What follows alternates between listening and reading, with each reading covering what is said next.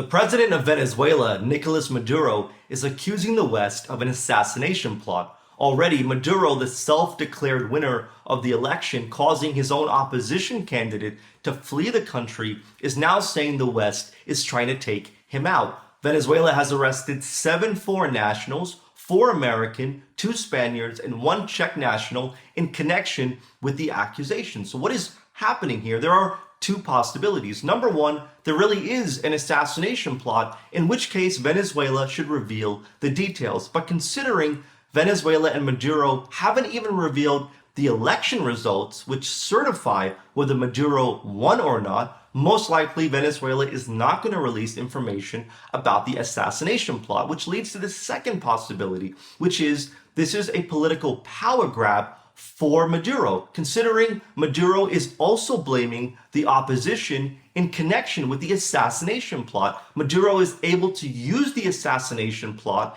as a pretext, as a justification to go after his opposition and expand his power in the country. But this isn't just a domestic issue. Venezuela is increasingly moving closer to Russia and China. Already, Venezuela has signaled interest in joining BRICS. And on the back of this, Russia or China may sign strategic deals with Venezuela, like a military base right next to the US. And on top of all this is that Russia has warned that if the West gives Ukraine the green light to strike Russia with long-range missiles, Russia and NATO will effectively be at war, meaning Putin could take a number of steps on the global stage, including in Latin America, to retaliate against the US. So what Maduro is doing should be looked at through the context of geopolitics, and based on what Maduro does next, it could generate new geopolitical shockwaves for the West.